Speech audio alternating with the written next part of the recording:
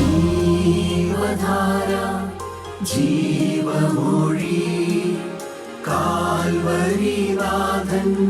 സ്നേഹമൊഴി തിരുനിറത്താൽ ജീവനേകും യേശുനാഥന്റെ ജീവമൊഴി ജീവധാര ജീവധാര ജീവധാര.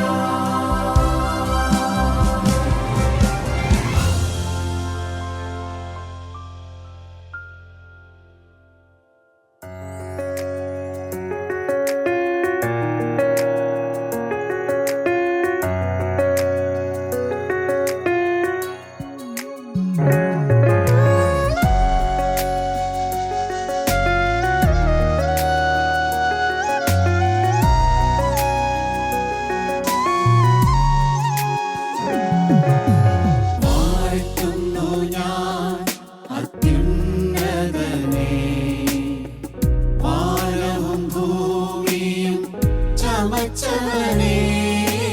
വാഴ്ത്തുന്നു ഞാൻ അത്യുന്നതനെ, വാനവും ഭൂമിയും ചമച്ചവനെ. മഹിമയിൻ പ്രഭുതാൻ മഹത്വത്തിൻ യോഗ്യൻ, മാനവും പുകഴ്ചയും യേശുവിന്. മഹിമയിൻ പ്രഭുതാൻ മഹത്വത്തിൻ യോഗ്യൻ, മാനവും പുകഴ്ചയും യേശുവിന്.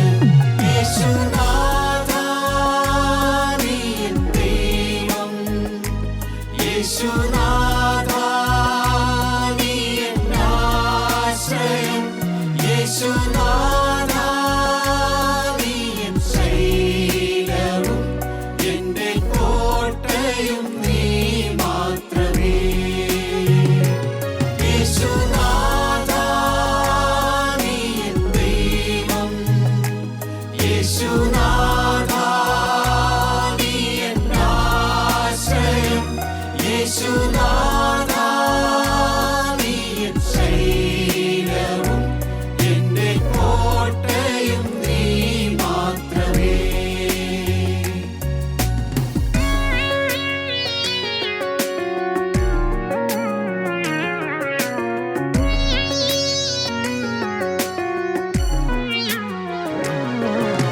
സ്തുതിക്കുന്നു ഞാൻ മഹോന്നതനെ, സ്തുത്യം തന്നാഥന്റെ കരവിരുത്. സ്തുതിക്കുന്നു ഞാൻ മഹോന്നതനെ, സ്തുത്യം തന്നാഥന്റെ കരവിരുത്. മഹിമയിൻ പ്രഭുതാൻ മഹത്വത്തിൻ യോഗ്യൻ, മാനവും പുകഴ്ചയും യേശുവിന്. മഹിമയിൻ പ്രഭുതാൻ മഹത്വത്തിൻ യോഗ്യൻ, മാനവും പുകഴ്ചയും യേശുവിന്. യേശുനാഥാ നീ എൻ ദൈവം, യേശുനാഥാ നീ എൻ ആശ്രയം, യേശുനാഥാ നീ എൻ ശൈലവും എന്റെ കോട്ടയും നീ മാത്രമേ. യേശുനാഥാ നീ എൻ ദൈവം, യേശുനാഥാ നീ എൻ ആശ്രയം, യേശുനാഥാ നീ എൻ ശൈലവും എന്റെ കോട്ടയും നീ മാത്രമേ. യേശുക്രിസ്തുവിൻ്റെ പരിശുദ്ധമായ നാമം മഹത്വപ്പെടുമാറാകട്ടെ.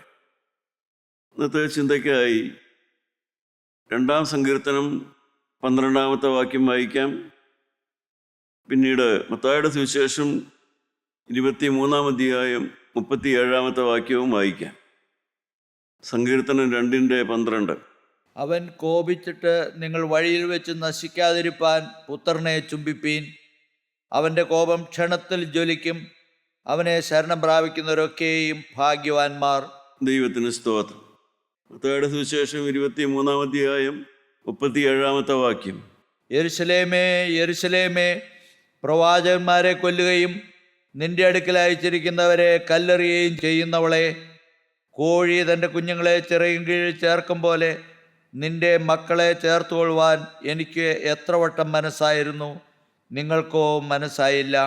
നശിക്കാതിരിക്കാൻ മനസ്സായില്ല. 2 വാക്യം കൂടെ ചേർത്ത് വായിച്ചാൽ നമുക്ക് മനസ്സിലാവും. നശിക്കാതിരിക്കാൻ പുത്രനെ ചുംബിക്കുക. നാം ഇവിടെ വായിക്കുന്നു, നശിക്കാതിരിക്കാൻ ജനത്തിന് മനസ്സായില്ല. ഒരിക്കൽ കണ്ണൂർ ഞാനൊരു കൺവെൻഷന് പോയതാണ്. ഞായറാഴ്ചയായിരുന്നു കൺവെൻഷൻ. അപ്പോൾ ഞായറാഴ്ച രാവിലെ ഞാൻ അവിടെ അടുത്തുള്ള ഒരു CSI പള്ളിയിൽ ആരാധനയിൽ പങ്കെടുക്കുകയുണ്ടായി. അവിടെ പാടിയ പാട്ടിൻ്റെ ഏതാനും വരികൾ എൻ്റെ ഹൃദയത്തെ സ്പർശിച്ചു. അതിപ്രകാരമായിരുന്നു. പാട്ടാണ്, ഞാനത് പറയുകയാണ്, പ്രാർത്ഥനയായിട്ട് പറയുകയാണ്. മരണം വരെ നടക്കേണ്ടുന്ന വഴി എൻ്റെ ചെവിയിൽ കേൾപ്പിക്കണമേ. മരണം വരെ ഞാൻ നടക്കേണ്ടുന്ന വഴി ഏതാണെന്ന് എൻ്റെ ചെവിയിൽ കേൾപ്പിക്കണമേ, അഥവാ പറഞ്ഞു തരണമേ. അടുത്ത വരി, നാശത്തിൻ്റെ വാതിലുകൾക്ക് അരികത്തെത്തുമ്പോൾ അപ്പുറത്തെ അന്ധകാരം കാണാൻ എൻ്റെ കണ്ണ് തുറന്നു തരണം. ഞാൻ നടക്കുന്ന വഴിയിൽ നാശത്തിൻ്റെ വാതിലുകളുണ്ട്. പക്ഷെ ആ വാതിലുകളുടെ അരികത്തെത്തുമ്പോൾ അപ്പുറത്തെ അന്ധകാരം കാണാൻ എൻ്റെ കണ്ണ് തുറന്നു തരണമേ. 3-ാമത്തെ വരി, പാപത്തിലേക്കുള്ള കിളിവാതിലുകൾ അടച്ചിടുവാൻ ബലം തരണമേ. പാപത്തിലേക്കുള്ള കിളിവാതിലുകൾ അത് അടച്ചിടുവാനായിട്ട് ബലം തരണമേ. പ്രിയപ്പെട്ടവരെ, ദൈവത്തിൻ്റെ വഴിയിലൂടെ നടക്കാത്തതിനാൽ അനേക പരാക്രമശാലികൾ നശിച്ചു പോകുന്നുണ്ട്. ദൈവത്തിൻ്റെ വഴിയിലൂടെ നടക്കുന്നില്ല. അവർ പരാക്രമശാലികളാണ്. അവർ കഴിവും ജ്ഞാനവും പദവിയും എല്ലാം ഉള്ളവരാണ്, അഭിഷേകമുള്ളവരാണ്, പ്രഗത്ഭന്മാരായ വാഗ്മികളാണ്, തിയോളജി പണ്ഡിതന്മാരാണ്. പക്ഷേ ദൈവത്തിൻ്റെ വഴിയിലൂടെ നടക്കുന്നില്ല. തൽഫലമായിട്ട് പണ്ഡിതനും പാമരനും ഒരുപോലെ നശിച്ചു പോകുന്നു. ദൈവമക്കളെ, ഇതൊരു യാഥാർത്ഥ്യമല്ലേ? ഇതെല്ലാം നാം കാണുന്ന സത്യ യാഥാർത്ഥ്യങ്ങളല്ലേ? ആത്മലോകത്തേക്ക് ആര് ചിന്തിക്കുന്നു? കർത്താവേ, 2ാമത്തെ വരവിനെ ഞങ്ങൾ നോക്കിപ്പാർക്കുന്നു എന്ന് പറയുന്ന എത്ര പേര് ആ ഗൗരവത്തോടെ ജീവിക്കുന്നുണ്ട്? ആ സത്യം ഉൾക്കൊണ്ടുകൊണ്ട് നടക്കുന്നുണ്ട്, ജീവിക്കുന്നുണ്ട്, സംസാരിക്കുന്നുണ്ട്. എത്ര പേരുടെ രഹസ്യജീവിതം ആ സത്യം ഉൾക്കൊണ്ടുകൊണ്ടാണ് രഹസ്യജീവിതം നയിക്കുന്നത്? കർത്താവിൻ്റെ 2ാമത്തെ വരവിനെക്കുറിച്ച് ഹൃദയത്തിൽ ഉൾക്കൊണ്ടുകൊണ്ടാണോ? ഒരു ന്യായവിധിയുണ്ട് എന്നുള്ളത് ആ സത്യം ഉൾക്കൊണ്ടുകൊണ്ടാണോ ഇന്ന് മനുഷ്യർ സംസാരിക്കുന്നത്, പെരുമാറുന്നതൊക്കെ? നമുക്കറിയാം, പ്രളയത്തിൻ്റെ കാലം. പ്രളയമെന്ന വാക്ക് നമ്മൾ ചെറുപ്പകാലം മുതൽ കേട്ടിട്ടുണ്ട്. പ്രളയം, ചെറുപ്പത്തിലെ പ്രളയമെന്ന് കേൾക്കുമ്പോൾ ഒരു പ്രളയത്തെക്കുറിച്ച് അറിയാവുള്ളൂ, വെള്ളപ്പൊക്കം. അതാണ് അന്ന് ആകെ അറിയാവുന്ന പ്രളയം, വെള്ളപ്പൊക്കം. എന്നാൽ നാം ഇന്ന് ചിന്തിച്ച് നോക്കുമ്പോൾ പിന്നീടാണ് പത്രങ്ങളും മാധ്യമങ്ങളും ഒക്കെ പ്രളയമെന്ന വാക്ക് നമ്മളെ പിന്നെയും പഠിപ്പിച്ചു. ഇന്നിപ്പോൾ ആധുനിക വാഹനങ്ങളുടെ, കാറുകളുടെ ഒരു പ്രളയമാണ്. ന്യൂ ജനറേഷൻ വെഹിക്കിൾസ്, അതിൻ്റെ ഒരു പ്രളയം തന്നെയാണ്. മാത്രമോ, മൊബൈൽ പ്രളയം, വിവിധ തരത്തിലുള്ളതായ മൊബൈലുകൾ, അതിൻ്റെ ഒരു പ്രളയം. തീരുന്നുണ്ടോ? TV ചാനലുകളുടെ ഒരു പ്രളയം. പ്രിയപ്പെട്ടവരെ, അറിവിനേക്കാൾ കൂടുതൽ അശുദ്ധി കൊണ്ടുവരുന്നതായ ഒരു മീഡിയയുടെ പ്രളയം. മീഡിയ ധാരാളമുണ്ട്. അറിവിനേക്കാൾ കൂടുതൽ അശുദ്ധിയാണ് ഇന്ന് മീഡിയ മനുഷ്യന് പകർന്നു കൊടുത്തുകൊണ്ടിരിക്കുന്നത്. എല്ലാം പ്രളയമാണ് ഇവിടെ. ദൈവത്തിന് സ്തോത്രം. മാത്രമല്ല, ആത്മീയ രംഗത്തേക്ക് നാം നോക്കുമ്പോൾ ദുരുപദേശങ്ങളുടെ വലിയ പ്രളയം നമുക്ക് കാണാം. ധാരാളം ദുരുപദേശങ്ങൾ ആത്മീയ രംഗത്തുണ്ട്. ദൈവത്തിന് സ്തോത്രം. പ്രിയപ്പെട്ടവരെ, ഏതെല്ലാം തരത്തിലുള്ളതായ സഭകളെന്ന പേരിൽ, ക്രൈസ്തവ സഭകൾ, ക്രൈസ്തവ ഉപദേശം എന്ന പേരിൽ എന്തെല്ലാം ദുരുപദേശങ്ങളാണ്. യഹോവ സാക്ഷികളുടെ ഒരു ഉപദേശം, ശാബത മിഷൻ്റെ ഒരു ഉപദേശം വേണ്ട. ഈ എണ്ണപ്പെട്ട സഭകളെന്ന് പറയുന്നവരിൽ തന്നെ എന്തെല്ലാം ദുരുപദേശങ്ങളും അന്ധവിശ്വാസങ്ങളുടെ ഒരു പ്രളയം തന്നെയുണ്ട്. ഓരോ ദേവാലയത്തോട് ബന്ധപ്പെട്ട എന്തെല്ലാം കഥകളാണ് പ്രചരിക്കുന്നത്. അതിൻ്റെ എല്ലാം പേരിൽ മനുഷ്യൻ അതിൻ്റെ എല്ലാം പുറകെ പോകുന്നു. മനുഷ്യൻ കുരിശിൽ മരിച്ച രക്ഷിതാവായ യേശുവിനെ കാണാതെ കഥകളുടെ പുറകെ, ആത്മീയ കഥകളുടെ പുറകെ പോകുന്ന കാലം, പ്രളയമാണത്. നാം വേദപുസ്തകം വായിക്കുമ്പോൾ വേറൊരു പ്രളയമുണ്ട്. പത്രോസിൻ്റെ 2-ാമത്തെ ലേഖനം 3-ാം അധ്യായം 4-ാം വാക്യം നാം വായിക്കുമ്പോൾ അവിടെ നമുക്ക് വേറൊരു പ്രളയം കാണാം. എന്താണ് ആ പ്രളയം? പിതാക്കന്മാർ നിദ്ര കൊണ്ട ശേഷം സകലവും സൃഷ്ടിയുടെ ആരംഭത്തിൽ ഇരുന്നതുപോലെ തന്നെ ഇരിക്കുന്നു എന്ന് പറഞ്ഞ് സ്വന്തം മോഹങ്ങളെ അനുസരിച്ച് നടക്കുന്ന പരിഹാസികൾ പരിഹാസത്തോടെ അന്ത്യകാലത്ത് വരുമെന്ന് വിശേഷാൽ അറിഞ്ഞുകൊള്ളുവിൻ. പരിഹാസികളുടെ ഒരു പ്രളയം, ദൈവത്തിൻ്റെ വചനത്തെ പരിഹസിക്കുന്ന ഒരു പ്രളയം, നിർമ്മലമായ സുവിശേഷത്തെ പരിഹസിക്കുന്ന പരിഹാസികളുടെ ഒരു പ്രളയം. അതൊന്നും അക്രൈസ്തവരല്ല, ക്രിസ്ത്യാനികളാണ്. വേദപുസ്തകത്തിൽ നിങ്ങൾ പറഞ്ഞതും നിങ്ങൾ പഠിപ്പിച്ചതും വേദപുസ്തകത്തിൽ എഴുതി വച്ചിരിക്കുന്നതൊക്കെ ഇപ്പം എന്തു പറ്റി? ഇതെല്ലാം ആദിയിലെന്ന പോലെ ഇപ്പോഴും ഇരിക്കുന്നു എന്ന് ചിന്തിക്കുന്നതായ ഒരു മൗഢ്യ ക്രിസ്ത്യാനികളുടെ ഒരു പ്രളയം തന്നെ ഇവിടെയുണ്ട്. ദൈവമക്കളെ, ദൈവവചനത്തെ എതിർക്കുന്ന കാലം, ദൈവത്തിന് സ്തോത്രം. പക്ഷേ മനുഷ്യൻ അറിയുന്നില്ല. ജീവനുള്ള ദൈവത്തിൻ്റെ വചനത്തെ പരിഹസിക്കുകയും വചനം പറയുന്നവനെ പരിഹസിക്കുകയും വചനത്തെ എതിർക്കുകയും ചെയ്യുമ്പോൾ അവൻ എന്താണ് ചെയ്യുന്നത് എന്ന് മനുഷ്യർ അറിയുന്നില്ല. യിരെമ്യാ പ്രവാചകന്റെ പുസ്തകം 26-19 അവസാന ഭാഗം ഇപ്രകാരമാണ്: നാമോ നമ്മുടെ പ്രാണന് വലിയൊരു അനർത്ഥം വരുത്തുവാൻ പോകുന്നു. പ്രിയപ്പെട്ടവരെ, ദൈവത്തിൻ്റെ സത്യവചനം പറയുന്നതായ ആ യിരെമ്യാ പ്രവാചകനെ കൊല്ലുവാനും തടവിലാക്കുവാനും രാജാവ് ഉൾപ്പെടെ പ്രവാചകൻ ഉൾപ്പെടെ ആലോചിക്കുമ്പോൾ ആരാണ് പ്രവാചകനെയും രാജാവിനെയും തിരുത്തുന്നത്? ജനമാണ്. 16-ാം അധ്യായം വായിച്ച് നോക്കിയാൽ കാണാം. ആത്മീയ രംഗത്ത് ഉന്നതന്മാർ, രാഷ്ട്രീയ രംഗത്ത് ഉന്നതന്മാർ, അങ്ങനെയുള്ളതായ ആളുകളോട് അവർക്ക് സത്യസുബോധം വരുത്തി കൊടുക്കുവാൻ ജീവനുള്ള ദൈവം ഉപയോഗിക്കുന്നത് സാധാരണക്കാരായ ജനത്തെയാണ്. ആത്മീയത്തിലെ ഉന്നതന്മാരല്ല, ദൈവമക്കളെ, സാധാരണക്കാരായ ജനത്തിൻ്റെ നാവിൽ ദൈവം വലിയൊരു ആലോചന കൊടുത്തു. നിങ്ങൾ ദൈവത്തിൻ്റെ വചനത്തെ പരിഹസിക്കുകയും ദൈവവചനത്തെ ദൂഷിക്കുകയും ചെയ്യുമ്പോൾ നിങ്ങൾ നിങ്ങളുടെ പ്രാണന് വലിയ ഒരു അനർത്ഥം വരുത്താൻ പോകുകയാണ്. ഇപ്പോഴവരെ മനുഷ്യൻ അറിയുന്നില്ല. ദൈവത്തിൻ്റെ വചനം പറയുന്നവരെ കൊന്നുകളയുന്നു. നമുക്ക് ദിനവൃത്താന്തങ്ങളുടെ 2-ാം പുസ്തകം എടുക്കാം. 2 ദിനവൃത്താന്തം 24-ാം അധ്യായം 21-ാമത്തെ വാക്യം വായിക്കുമ്പോൾ അവിടെ ഒരു പ്രവാചകനെ ബലിപീഠത്തിന് യാഗപീഠത്തിന് മധ്യേ കൊന്നുകളഞ്ഞു, മതബഹായിലിട്ട് കൊന്നു. നാം അതാണ് വായിക്കുന്നത്. വായിച്ചു നോക്കാം. എന്നാൽ അവർ അവൻ്റെ നേരെ കൂട്ടുകെട്ടുണ്ടാക്കി രാജാവിൻ്റെ കൽപ്പന പ്രകാരം യഹോവയുടെ ആലയത്തിൻ്റെ പ്രാകാരത്തിൽ വെച്ച് അവനെ കല്ലെറിഞ്ഞു. ദൈവത്തിന് സ്തോത്രം. പ്രിയപ്പെട്ടവരെ, ദേവാലയത്തിനകത്ത് വെച്ച് തന്നെ സക്കറിയ പ്രവാചകനെ കല്ലെറിഞ്ഞു കൊന്നു. അപ്പോൾ കല്ലും കൊണ്ടൊക്കെയാണ് ദേവാലയത്തിൽ വരുന്നത്. ദേവാലയത്തിൽ കല്ലില്ലല്ലോ. അപ്പോൾ മനഃപൂർവ്വം കല്ലും കൊണ്ട് ദേവാലയത്തിലേക്ക് വരുന്നു. വചനം പറഞ്ഞാൽ കൊല്ലും, വചനം പറഞ്ഞാൽ നിന്നെ അടിക്കും, വചനം പറഞ്ഞാൽ നിന്നെ കൊന്നുകളയും. ആ മനോഭാവത്തോടെ ദേവാലയത്തിലേക്ക് വരുന്നു. പ്രിയപ്പെട്ടവരെ, ആ കാലവും ഈ കാലവും തമ്മിൽ വ്യത്യാസമൊന്നുമില്ല. ദൈവത്തിൻ്റെ വചനം പറയുന്നവനെ ഏത് വിധത്തിലായാലും ഉന്മൂലമാക്കണമെന്നുള്ളതായ ചിന്താഗതി നമ്മുടെ കർത്താവ്, കരുണയുള്ള കർത്താവ് ആ വിഷയം ഏറ്റെടുത്ത് പറയുന്നുണ്ട്.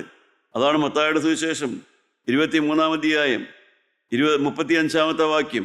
നീതിമാനായ ഹാബേലിൻ്റെ രക്തം മുതൽ നിങ്ങൾ മന്ദിരത്തിനും യാഗപീഠത്തിനും നടുവിൽ വെച്ച് കൊന്നവനായി ബെരഖ്യാവിൻ്റെ മകനായ സെഖര്യാവിൻ്റെ രക്തം വരെ ഭൂമിയിൽ ചൊരിഞ്ഞ നീതിയുള്ള രക്തമെല്ലാം നിങ്ങളുടെ മേൽ വരേണ്ടതാകുന്നു. ദൈവത്തിന് സ്തോത്രം. പ്രിയപ്പെട്ടവരെ, ദൈവത്തിൻ്റെ വചനത്തെ തകർക്കുന്നതിൻ്റെ എല്ലാ രക്തവും ദൈവമനുഷ്യനോട് കണക്ക് ചോദിക്കും.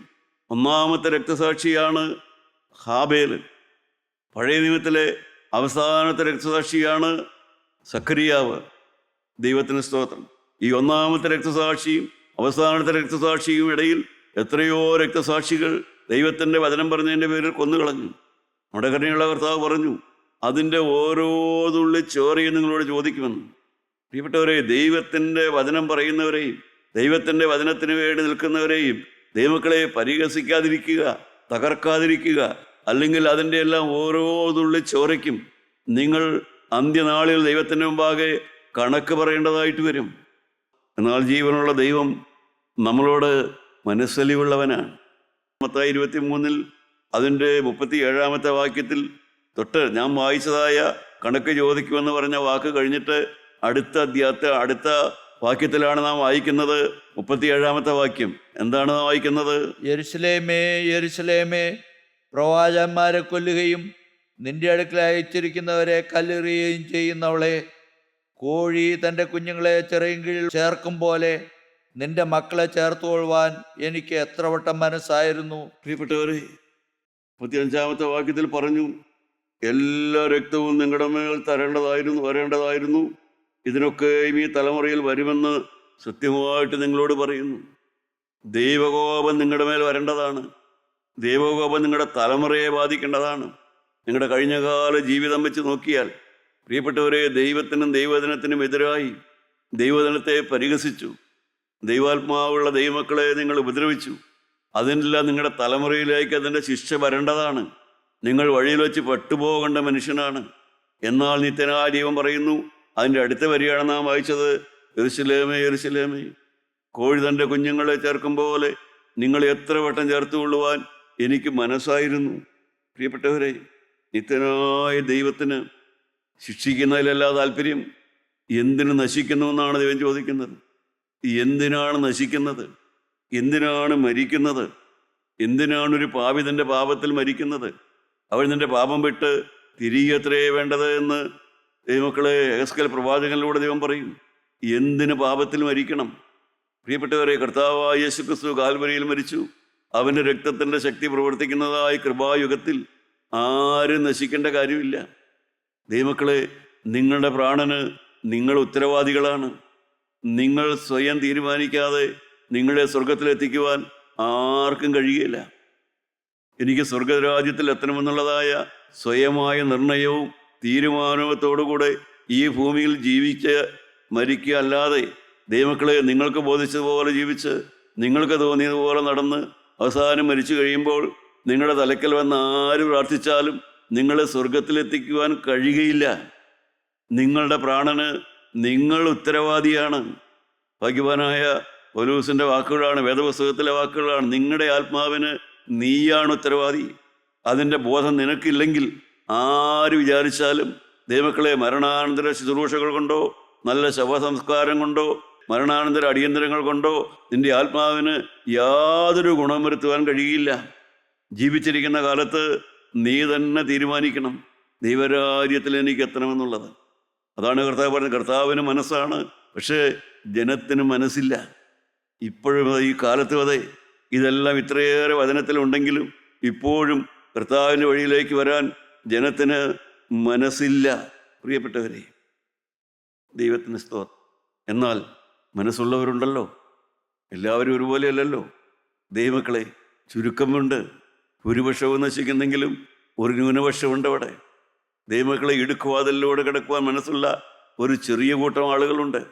രക്ഷിക്കപ്പെടുന്നവർ ചുരുക്കമോ എന്ന് കർത്താവിനോട് ചോദിച്ചപ്പോൾ കർത്താവ് പറഞ്ഞു, ഇടുക്കുവാതിലൂടെ കിടക്കുവാൻ പ്രിയപ്പെട്ടവരെ നിങ്ങൾ ബന്ധപ്പെടുവീൻ. നാശത്തിലേക്ക് പോകുന്ന വഴി വിശാലവും ആ വാതിൽ ദൈവമക്കളെ വിശാലവുമാണ്. ദൈവത്തിന് സ്തോത്രം. എന്നാൽ നിങ്ങൾക്ക് രക്ഷപ്പെടാം. നിങ്ങൾക്ക് താല്പര്യം വേണം. മാത്രം പോരാ. ഞാൻ സ്നേഹത്തോടെ പറയും, നിങ്ങൾ മാത്രം സ്വർഗത്തിലെത്തിയാൽ പോരാ. നിങ്ങളുടെ മക്കളെത്തണം, നിങ്ങളുടെ പങ്കാളിയെത്തണം, നിങ്ങളുടെ മക്കളെത്തണം, നിങ്ങളുടെ പങ്കാളിയെത്തണം. അതെല്ലാം നിങ്ങളുടെ ഉത്തരവാദിത്തപ്പെട്ടതാണ്. നിങ്ങളുടെ പ്രാണന് മാത്രമല്ല നിങ്ങൾക്ക് ഉത്തരവാദിത്തം. നിങ്ങളുടെ മക്കളെത്തണം അവിടെ ദൈവരാജ്യത്തിൽ. നിങ്ങൾ നിങ്ങളുടെ മക്കളുടെ കാവൽക്കാരായിരിക്കണം.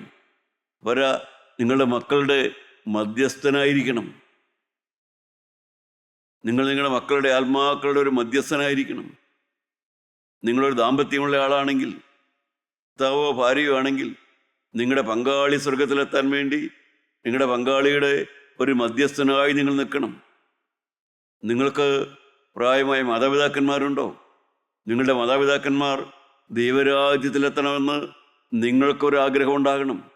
നാം വേദപുസ്തകം വായിച്ചു നോക്കിയാൽ പിതാക്കന്മാരുടെ പാപം ഏറ്റുപറഞ്ഞ ഭക്തന്മാരെ നമുക്ക് വേദപുസ്തകത്തിൽ വായിക്കാം. എന്തിനാണ് അവർ പിതാക്കന്മാരുടെ പാപം ഏറ്റുപറഞ്ഞത്? പ്രിയപ്പെട്ടവരെ, എങ്ങനെയും നമ്മുടെ മാതാപിതാക്കന്മാർ, നമ്മുടെ പങ്കാളി, നമ്മുടെ മക്കള്, ഇവരെല്ലാം ദൈവമക്കളെ ദൈവരാജ്യത്തിലുണ്ടാകണം. വഴിയിൽ വെച്ച് നശിക്കരുത്. പുത്രനെ ചുംബിക്കുന്നവരായി നാം അവരെ മാറ്റണം. നാം അവർക്ക് വേണ്ടി മധ്യസ്ഥ നിൽക്കണം. കർത്താവിൻ്റെ സന്നിധി, ദൈവത്തിൻ്റെ വചനത്തിലേക്ക് അവരെ കൊണ്ടുവരണം. പ്രിയപ്പെട്ടവരെ, ദൈവത്തിന് സ്തോത്രം. നിങ്ങൾക്ക് കേൾക്കാൻ ചെവിയുണ്ടെങ്കിൽ, നിങ്ങളുടെ പ്രാർത്ഥന കേൾക്കാൻ യേശുവിന് ചെവിയുണ്ട്. നിങ്ങൾക്ക് ചെവിയുണ്ടെങ്കിലേ ദൈവത്തിന് ചെവിയുള്ളൂ എന്ന് പറയും. നിങ്ങൾക്ക് ചെവിയുണ്ടെങ്കിൽ യേശുവിന് ചെവിയുണ്ട്. നിങ്ങൾക്ക് ചെവി എന്ന് പറഞ്ഞാൽ എന്താണ്? അതാണ് യോഹന്നാൻ 15:7 വാക്യം വായിച്ചു നോക്കാം. ജോൺ 15:7 നമുക്ക് വായിച്ചു കേൾക്കാം. നിങ്ങൾക്ക് ചെവിയുണ്ടോ എന്നാണ് ആദ്യം തീരുമാനിക്കേണ്ടത്. ഉണ്ടെങ്കിൽ ദൈവത്തിന് ചെവിയുണ്ട്. നിങ്ങൾക്ക് ചെവിയുണ്ടോ എന്ന് ആദ്യം ശ്രദ്ധിക്കുക. എങ്ങനെ ശ്രദ്ധിക്കാം? നമുക്ക് വായിക്കാം. നിങ്ങൾ എന്നിലും എൻ്റെ വചനം നിങ്ങളിലും വസിച്ചാൽ നിങ്ങൾ ഇച്ഛിക്കുന്നത് എന്തെങ്കിലും അപേക്ഷിപ്പീൻ, അത് നിങ്ങൾക്ക് കിട്ടും. പ്രിയപ്പെട്ടവരെ, മനുഷ്യൻ അനുഗ്രഹം പ്രാപിക്കാനുള്ള വഴി ഇതാണ്. വഴിപാട് കഴിച്ച്, നേർച്ച കഴിച്ച്, വ്യർത്ഥമായ പാരമ്പര്യത്തിൻ്റെ പുറകെ പോയി കുറേ തീർത്ഥാടനങ്ങളോ, ദൈവമക്കളെ ഹൃദയം മാറാതെ, ഹൃദയശുദ്ധിയില്ലാതെ, പെരുന്നാളേറ്റ് കഴിച്ച് ഹൃദയശുദ്ധിയില്ലാതെ ദൈവമക്കളെ തീർത്ഥാടനത്തിന് പറഞ്ഞ് നടന്ന് ആരും അനുഗ്രഹം പ്രാപിക്കുന്നില്ല. അനുഗ്രഹത്തിൻ്റെ വഴി, നിങ്ങൾ എന്നിലും എൻ്റെ വചനം നിങ്ങളിലും വസിച്ചാൽ നിങ്ങൾ ഇച്ഛിക്കുന്നത് എന്തെങ്കിലും അപേക്ഷിപ്പീൻ, അത് നിങ്ങൾക്ക് കിട്ടും. പ്രിയപ്പെട്ടവരെ, ദൈവത്തിൻ്റെ വചനപ്രകാരം ജീവിക്കുക. വചനം അനുസരിക്കണമെന്ന് നിർബന്ധമുണ്ടാകുക.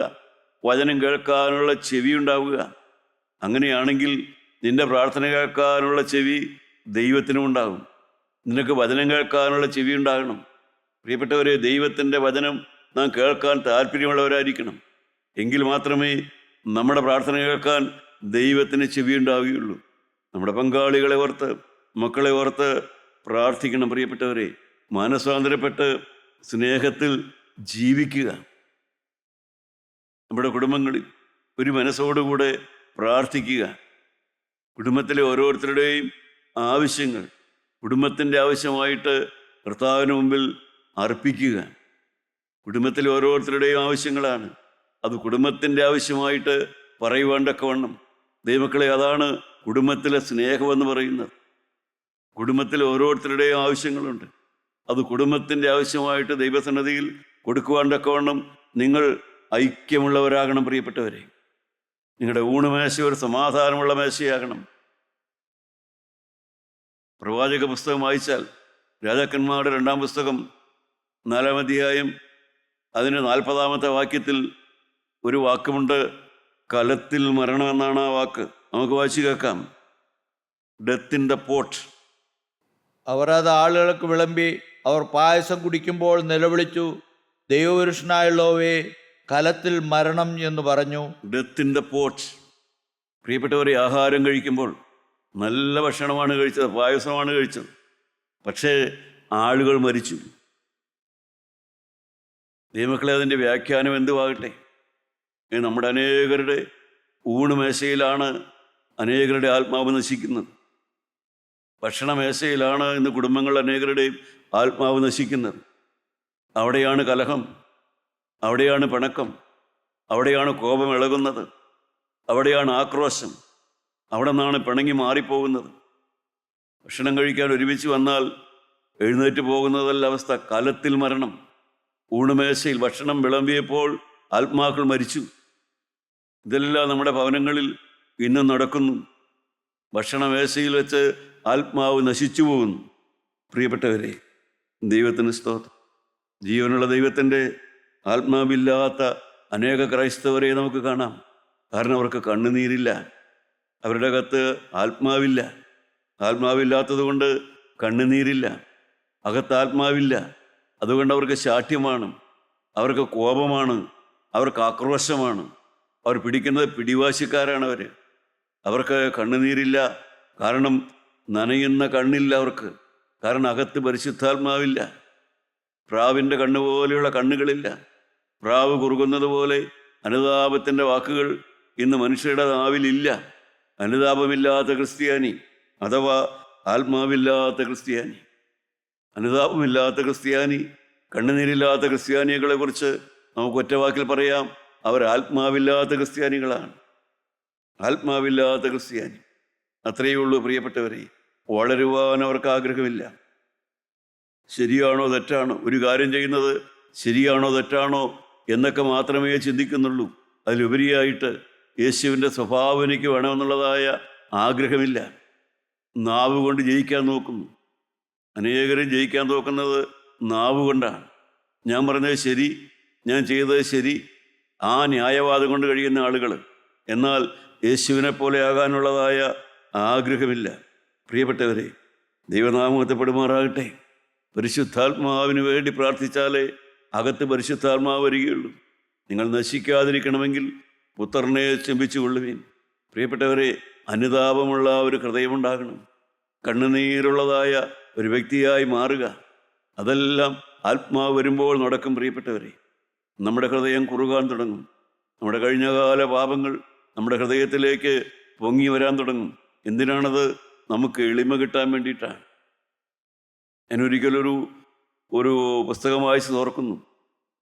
ഇപ്പോൾ ജീവിച്ചിരിക്കുന്ന ഒരു മാർപ്പാപ്പ ഇപ്രകാരം പറയുന്നതായി ഞാൻ വായിച്ചു. ഒരു പോപ്പ്: എൻ്റെ ഹൃദയത്തിൽ പാപബോധം വരാതിരിക്കുമ്പോൾ ഞാൻ എൻ്റെ കഴിഞ്ഞകാല പാപങ്ങളെ ഓർക്കുമെന്ന്. അദ്ദേഹത്തിൻ്റെ കഴിഞ്ഞകാല ജീവിതത്തെ അദ്ദേഹം ഓർക്കും. അപ്പോൾ അദ്ദേഹത്തിന് പാപബോധം വരുമെന്ന്. പ്രിയപ്പെട്ടവരെ, വെട്ടിയെടുത്ത പാറയും കുഴിച്ചെടുത്ത കനികർപ്പും എന്ന് പറഞ്ഞ പോലെ നമ്മൾ കഴിഞ്ഞ കാലങ്ങൾ ചെയ്തു പോയ പാപങ്ങളെയും പറഞ്ഞുപോയ വാക്കുകളെയും നമ്മുടെ പ്രവൃത്തികളെയും നമുക്ക് ദൈവസന്നിധിയിൽ ഇരുന്ന് ഓർക്കാൻ കഴിയുമെങ്കിൽ നമുക്ക് നിഗളിക്കാനൊന്നുമില്ല, പൊങ്ങാനൊന്നുമില്ല, ശാഠ്യം കാണിക്കാനൊന്നുമില്ല. ദൈവമക്കളെ, നമുക്ക് താഴ്മയും എളിമയും വരുമെന്നുള്ളതാണ് സത്യം. നമുക്ക് നമ്മുടെ കണ്ണുകൾ അടയ്ക്കാൻ. പ്രിയപ്പെട്ടവരെ, പരിശുദ്ധാത്മാവിന് വേണ്ടി പ്രാർത്ഥിക്കുക. പാപത്തെക്കുറിച്ച്, നീതിയെക്കുറിച്ച്, ന്യായവിധിയെക്കുറിച്ച് ബോധം വരുത്തുന്ന പരിശുദ്ധാത്മാവ്, ക്രിസ്തു കാൽവരിയിൽ മരിച്ചതിൻ്റെ ഫലമായിട്ട് ഈ ഭൂമിയിലേക്ക് വന്ന പരിശുദ്ധാത്മാവിന് വേണ്ടി ദൈവമക്കളെ നമുക്ക് പ്രാർത്ഥിക്കാം. ആത്മാവ് വന്നാൽ അഹങ്കാരം മാറും. ആത്മാവ് വന്നാൽ കണ്ണുനീര് വരും. ആത്മാവ് വന്നാൽ പ്രിയപ്പെട്ടവരെ ഹൃദയം എളിമപ്പെടാൻ തുടങ്ങും. ആത്മാവ് വന്നാൽ അനുതാപത്തിൻ്റെ വാക്കുകൾ വരാൻ തുടങ്ങും. ഹല്ലേലൂയ! പരിശുദ്ധാത്മാവേ, ഹൃദയത്തിലേക്ക് വരണമേ. ക്രൂശിൽ മരിച്ച രക്ഷക, നീ അയച്ച ആത്മാവ് എൻ്റെ ഹൃദയത്തിലേക്ക് വരണമേ. ഈ ഭൂമിയിലേക്ക് ദൈവം അയച്ചിട്ട് വന്നതാ പരിശുദ്ധാത്മാവേ, ഈ ഭൂമിയിൽ പ്രവർത്തിക്കുന്ന ആത്മാവേ, എൻ്റെ ഹൃദയത്തിൽ പ്രവർത്തിക്കണമേ. എൻ്റെ ഹൃദയത്തിലേക്ക് വരണമേ. എൻ്റെ ഹൃദയത്തെ തകർത്തു തരണമേ. സത്യനുതാവ് എനിക്ക് തരണമേ. തിരുരക്തത്തിൻ്റെ ശക്തി എനിക്ക് അറിയുവാൻ തക്കവണ്ണം ശുദ്ധീകരണം എനിക്ക് തരണമേ. കർത്താവേ, ജീവനുള്ള ദൈവമേ, അടിയങ്ങളിതാ പ്രാർത്ഥിക്കുന്നു. കരുണ തോന്നണമേ. ഞങ്ങളുടെ മക്കളെ രക്ഷിക്കണമേ. ഞങ്ങളുടെ പങ്കാളികളെ സ്വർഗത്തിലുണ്ടാകണമേ. ഞങ്ങളുടെ മാതാപിതാക്കന്മാർ സ്വർഗത്തിലുണ്ടാകണമേ. ഞങ്ങളുടെ മാതാപിതാക്കന്മാരുടെ പാപം ഓർക്കരുതേ കർത്താവേ. ഞങ്ങളുടെ തലമുറയെ രക്ഷിക്കുവാൻ ഞങ്ങളെ സഹായിക്കണമേ. യേശു മൂലം പ്രാർത്ഥിക്കുന്നു. കൃപയോടെ കേട്ടുത്തരം തരുമാറാകണമേ. ആമേൻ.